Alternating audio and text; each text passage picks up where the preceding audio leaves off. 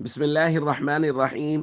عن أبي موسى رضي الله تعالى عنه قال قال رسول الله صلى الله تعالى عليه وسلم: إن الله لا يطلع في ليلة النصف من شعبان فيغفر لجميع خلقه إلا لمشرك أو مشاح. رواہ ابن ماجہ۔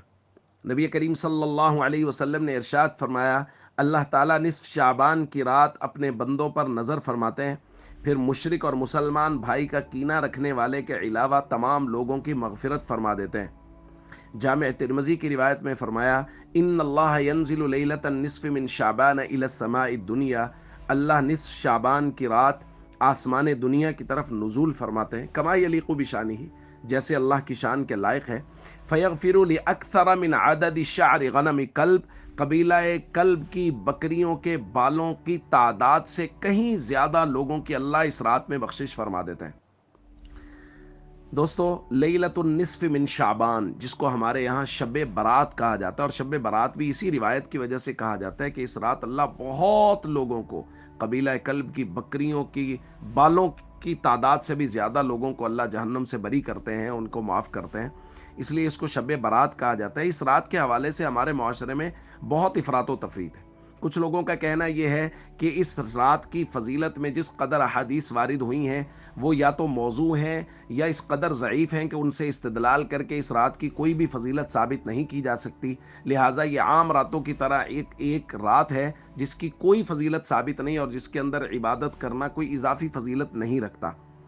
جبکہ اس کے مقابلے میں کچھ لوگوں کا کہنا یہ ہے کہ اس رات کی بہت زیادہ فضیلت ہے اور وہ خاص قسم کی عبادات کو بھی اس رات کی طرف منسوب کرنے ہیں کہ یہ خاص عبادت کرنی چاہیے، اور بسا اوقات تو کچھ لوگ اس کو لیلۃ القدر سے بھی بڑھا دیتے ہیں فضائل میں۔ یہ دونوں افراط و تفریط کے راستے ہیں اور دونوں درست نہیں ہیں۔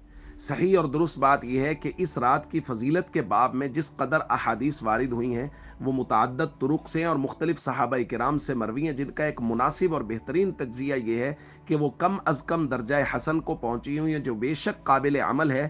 لہٰذا اس رات کی فضیلت ثابت ہے اور اس رات میں عبادت کرنا عام راتوں سے کہیں زیادہ فضیلت رکھتا ہے، لیکن کوئی خاص عبادت نہیں ہے جس عبادت میں دل لگے۔ درود پاک میں دل لگتا ہے، نماز میں دل لگتا ہے، استغفار میں دل لگتا ہے، تلاوت قرآن کریم میں دل لگتا ہے، ذکر میں دل، جس عبادت میں دل لگتا ہے وہ عبادت کرنی چاہیے۔ کوئی طے شدہ عبادت اس رات میں منقول نہیں ہے۔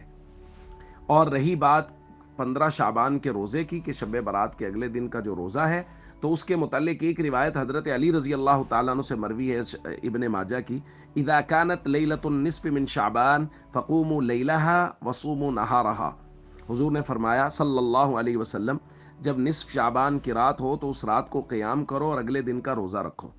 اس روزے کے متعلق یہ ایک ہی روایت ہے اور اس پر اکثر محدثین نے ضعف کا قول کیا کہ یہ روایت ضعیف ہے، لہذا اس کی بنیاد پر اس روزے کو سنت کہنا یہ درست نہیں ہوگا۔ لہٰذا وہ کہتے ہیں کہ اس دن کو خاص فضیلت کے ساتھ روزہ ثابت کرنا یہ بات درست نہیں ہے، لہٰذا اگر کوئی رکھنا چاہے تو رکھ لے، خاص فضیلت کے ساتھ یہ روزہ منقول نہیں ہے۔ باقی کوئی ایام 20 کے روزے رکھ لے تو وہ زیادہ بہتر ہے، 13، 14 اور 15 جو سنت سے بے شک ثابت ہے۔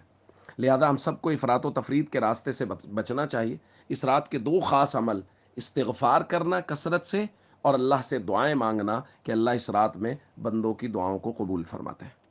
السلام علیکم ورحمۃ اللہ وبرکاتہ۔